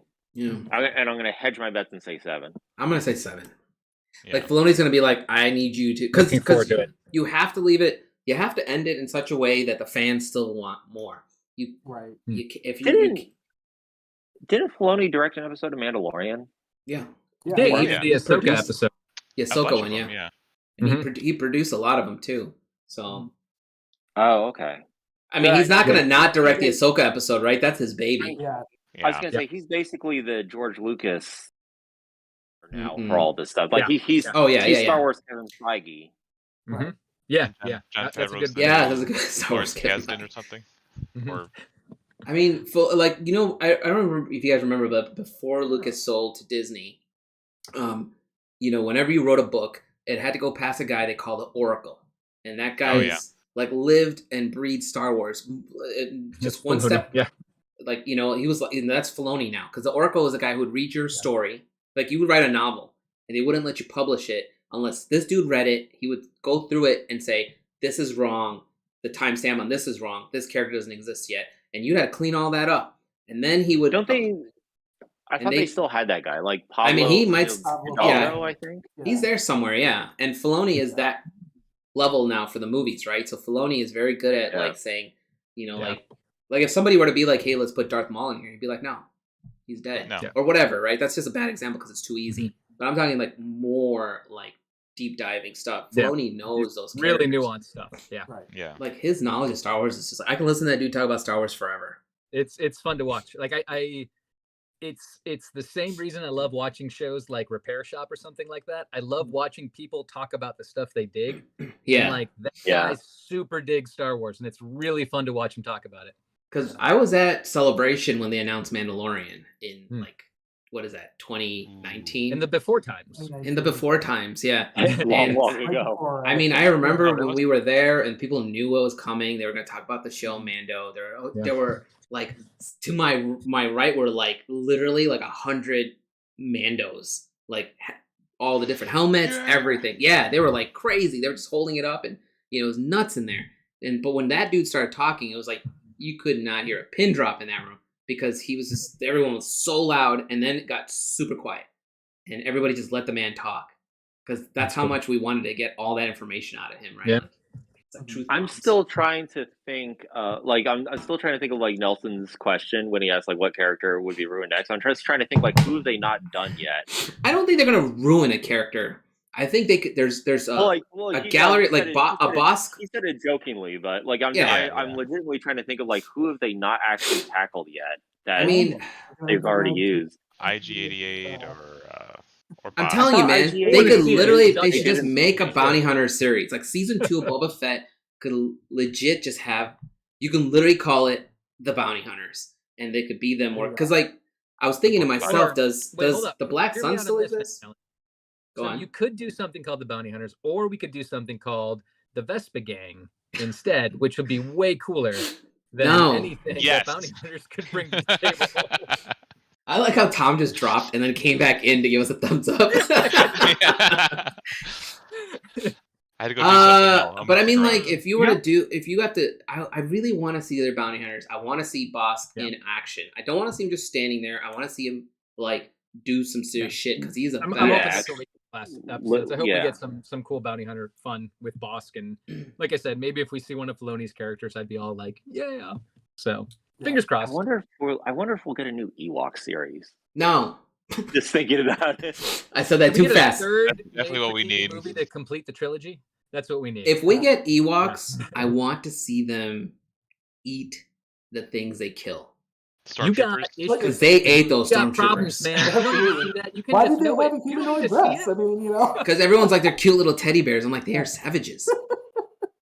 They were just like, you saw how many stormtroopers they killed? They're like, we are set for the winter, boys. Let's pile this stuff up. Let's salt and cure this stuff, guys. Salt and cure this meat. Let's go. They were, come on, don't act like you didn't know what was going to happen. They were about to roast Han and Luke. They were just going to fucking spin them up. They were, yeah. They just hand Han and Leia. Yeah, I want to see them handing Han and Leia like, plates of meat and be like, all right, here's your bone, and they're like, wait, is this? This tastes like a clone trooper. Yeah. I don't know. 60-year-old clone trooper. Yeah. I mean, I don't mind Ewoks if they do them right. Like, I think what I want, if they're gonna show old characters, what I want from those old characters is more like a story, like more story to their backgrounds and more action. Like, I don't want to just see the character like sitting there having a drink, like, oh, that's so and so. Yeah. Big fucking deal. Like, I want to see them do something. Like, I love the fact that what's the guy who's wearing the Mando armor in season 2, Fett's armor? Vance Cobb. Mm-hmm. Vance, right? He's on this planet. Anyway. He is here on this planet, yes. Yeah. He's in a different part of the planet. Yeah. But he could He's over totally there hanging have out in his weird town. But I like that they introduced him, like they didn't just was like, this dude in this town has the armor. He was literally a character that was like living and breathing in the universe, had to go on an adventure, help fight the dragon, or worm. Is it a dragon? It's a dragon, right? They call it a dragon. Okay. Yep. It's the crate dragon. Crate dragon, that's what it is. Like, he wasn't just like, I'll give you the armor if you go kill this thing. I'll be waiting here when you get back, And then the hero comes back with the head or whatever, right? So, like, if you're going to do Ewoks, you got to, like, put them on. I don't want to see an Ewok adventure like the movies. We are still on the Ewoks. I love that all came back to the Ewoks. That all came from the Ewoks comic. Well, because, like... I'm talking about, like, if I see Bosk, I want to see Bosk in action. Or Dengar, or, who's the little fly-looking dude? I can't remember his name. Zuckuss. Zuckuss. That's Dengar. And Forlom. I was going to say, Zuckuss and Forlom. Yeah, they're... Like, I don't want to see, like, I loved when I saw them in Empire and they're just all standing around and Vader's talking to them, because that's the first time you saw them. But if you get to see them doing shit, it's so much cooler. That's what we deserve at this point, because the shit the tech for this exists. You can do it. Yes, and I think that's Disney. You got the money. Not first to beat episode dead of Mando. horse, but like Andrew said they all ate it. Or I'm sorry, Nelson said they all ate it. Yeah. They're not dead, man. They're highly trained, professional bounty hunters with with healing tanks. We said this about Boba Fett though too. We did this is all the same stuff we said about Fett, and now we got this guy in his bathrobe with I don't know, a feast for no reason in front of him. I mean, the robots are programmed to make him meals, and that's. They just don't stop. Just keep coming. I do like the implication of that, where it's like it's still under Jabba's programming, where they're like, I like this, and like just no one's never bothered to change it and be like, hey, we got to turn off the Jabba food mode. Here's the problem. This is set to Jabba. Like they just got the Matthew Berry as the droid. Oh yeah. That's a torture droid, right? You talking about the torture droid? That's the one that's burning the feet on Brock. Yeah, in Return of the Jedi, he's the one like sizzling that robot's feet when he's upside down. No, that It's like, one had "Oh, that and one. it goes That one down has like and- a mystery science theater little like flat mouth. I think it's supposed to be the same droid. You're thinking of the one who's in charge of the pit. So there's Yeah. two Oh, droids down there, Yeah, you're and right. it cuts Yeah, to the you're right. side, and there's the Gronk droid upside down, and the dude's pulling the lever. That's the one pulling the lever. Yeah, the one pulling And the the little lever. flappy Yeah. dude Right. it's the one that was talking to him all with his Like, horrible aren't janky arms. you a talkative one? Well, we got ways to fix that. Exactly, Yeah. That's R2 for you, man. He's like, I don't take shit from nobody. But I like That would having be very really- comedic actors as droids, like Me Taika Yeah. in Rogue One and Oh, Yep. yeah. Matthew Berry. Yeah, yeah. Like, sharp, dry wit with the droid works so well. Like it's You got to do that, right? it's- Because they're supposed to. That's Yeah. how you like humanize them a little bit, right? Like, It's that edge, that dryness that kind of keeps it a little robot-y, but then like the humor that it's well done. Yep. Mhm. That would be a very dumb little like fun joke, as if you see behind the scenes or whatever, and now like those two droids have like flipped in terms of the positions of power. Like Matt Berry's character. oh my now, god. He's the boss, and little flappy mouth now is like he's Yeah. like taking out trash or whatever. I like So before that. I round us out to the end, because we're about an hour and a half in, which is fine. Anyone watching, if you have any questions for us about, I guess at this point you can ask us questions about Star Wars too, because we've gone all over the place. Here's a Yeah. question. Here's a question I have, because I have honestly been thinking a lot about like Nelson's character. Question. I think most characters that are worth a damn are either having shows right now within the most characters within the original trilogy already have shows or have been covered in the movies. And then the leftovers are kind of like just small enough characters where I can't really see a show. So is there anyone in like Clone Wars that? Oh, plenty. Yeah. Oh, there's a Thanks. lot of characters. You know what? Yeah, because like I know Ashoka has her thing, and then Bo-Katan, she came up in Mandalorian, but I don't know if they're going to expand on that or not. I think they are. I think they will. She's She's a a really big popular character. They got the And- black saber. But- They got Oh, the dark Is she saber. gonna? Yeah. But is that just going to be more like within Mandalorian's story now? Like since Well, the he's gonna rumor be the kind of rumor is along is with the that. rumor is they're gonna do a season 3 of Mandalorian instead of there's originally it was supposed to do 4, but the rumor is they're gonna do 3, and then that character is just gonna get sprinkled into the other episodes, other series. I would Oh, love okay. to see like a Book of Bo-Katan, like with her trying to Yes. like because she's assembling a fleet right now. Like that's the whole point. Like that's why she helped him. Was she's like, sure, I'll help you. I get the cruiser. You know. Yeah. Like she's got something. She's about to planning start something some big. shit. Right. She's There's always gonna be- starting shit. Like that's her character, and I love it. Oh, I'm yeah, all here 'cause- for it. The they're building reclamation up- of Mandalore or something is going to happen. For Yeah. sure. they're building up the admiral or the Oh, villain, the blue face. Moff. Wait, which one? No, Thrawn? Thrawn. Thrawn. is coming. Thrawn. Yeah, Where yeah. is yeah, Grand that's Admiral it. Thrawn? And Yeah, like, yeah. yeah, You know that I could see that being like their Oh, Star Wars yeah. Avengers event. Like Mhm. if Rangers of the Republic had happened, like Thrawn invading that would intersect with whatever's happening with the Mandalorians. be so good. and whatever, That'd be so you know? cool. Yeah. yeah. So, That- but that's one of the things. As much as I was joking about, like, oh, Amelia Clark's going to show up in the last episode, like Kira showing up and just showing this other menace would be great too. You know, like Mhm. just that, like they started developing the whole idea of like Crimson Dawn being a threat out there after the Empire, but I think there's some fertile ground there that you can kind of pepper in to develop like whole other stories too. Yeah. There's Yeah, I a mean, lot like, to Yeah, for sure. jump I was into. trying to think about like what syndicates exist by the time we're looking at Force Awakens, right? Because there's still like, Right. what do they call them? Like the And we don't even know. Like everything in that between time is so Yeah. like it's Yeah, like it's all 40 over. years of question mark. Yeah. I like. Which is Does what I was we're trying to at think now. if like the Black Sun still exists or not. I thought they merged with Crimson Dawn at some point. but Crimson Dawn was like sorry, the Crimson for Dawn was sort of like a sister organization. Like they were sort of With the Black Sun? underwhelmings of Black Sun. Okay. So, and even with other syndicates, they had the race that what's his name from Shadows of the Empire. if anyone Shizor. remembers. Oh, Yeah, Shizor. Yeah.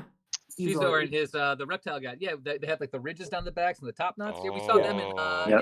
in Clone Wars. Yeah, Right. when Maul and Savage killed a Yeah. whole lot of them. Yeah, Yeah, so Dude, I canonically, forgot they about could that. Show up at Mhm. some point too, Shadows of the Empire is so good. Right. It was fun. It was fun. Now that makes me wonder, like, if they'll ever bring back Dash Rendar. Dash Rendar. Yeah. I mean, he dies at the end of that book. I mean, No, I like. Well, his ship blew up. it's Is like that a fake canon? out. No, none of the books are canon. No, like is the game canon because they made a game. Yeah. Oh, I remember. I think the game is canon. In the show. They reused his ship design for That's right. For what was Rise of Skywalker? Rogue One, I think. No, they used it in one of the episodes of Rebels. His ship. Oh, that's right. Okay. There's one of the rebel commanders, his nephew is basically like kind of pseudo defending like the outer orbit of this planet of his, and that ship is Dash Rendar's ship design that they just replugged in. Yeah. Oh, I didn't know that. I didn't realize that. Yeah. I know that ship shows up in the final, the final battle in episode 9 where all the ships show up. The rebel ship is in there, and there's somewhere in there is Dash Rendar's ship, but there's 100 ships in that shot. I'm not gonna go look through them all. Lots. Yeah. Somebody probably mapped it out for us. But though. yeah, no, they've gotten did. Filoni was really big, has always been big about that, taking old designs that are kind of obsolete now and then putting them back in, whether it's like the Proto Troopers and the Bad Batch episodes, Dash Rendar's ship. I mean, Mando himself, like that whole outfit, that's Boba Fett from the Star Wars TV special, So it's like it's cool seeing all these little things kind of creep in, even the gun with the little fork at the end of it, That's right. Yeah. The rifle, what's it called? There's a little disintegration rifle or whatever. I knew what it was called last week. I forgot what it is now. I don't remember. Nelson, do you know? But all right, well, we can, unless you guys have something extra to say about the show, I'm gonna round us off and shut us down because we were about 36 minutes. That was fun. That was Wow. fun. Thanks. Yeah. We'll definitely, I guess, if you guys all three are interested in coming back, we'll do one after either we can, depending on how amazing episode 4 is, we can do one after 4, or we can wait till the next 3. Hey, episode 4 is actually the biker gangers having flashbacks in the back to tank, so it's their backstory. You get to see that dude get his eye. I'd love to discuss it. We get to see how they get their go-go gadget limbs. That guy's eye also looks like an arc reactor, by the way. Yeah, it did. Very well could be. Like ILM just could have been like, just grab whatever out of the parts. Which is what they do, right? Pretty much. That's like the little story. I remember reading a story about how the detonators that Han sets on Endor are just like solo cups, like literally. I mean, the cups. lightsabers are just camera parts, right? And lightsabers are camera parts. Bosk's suit is a Doctor Who suit. Yeah. Oh my god. The camera parts. All right. Well, if nobody else has any questions, we're gonna say thanks for watching, guys. If anyone's available tomorrow, we have Audra Lockwood on. So it's gonna be an artist interview, mixed with some of her hobbies, which are very interesting. I'm not gonna spoil them right now. But yeah, so let's talk. We'll talk on the side, and then if we want to do one after episode 4, we can, or we can wait till after the end of 6, which is a long wait. So we can do it however we want. So. All right, well, thanks for being on, guys. Give me a second to take us offline. And thanks, Nelson, for asking all the questions.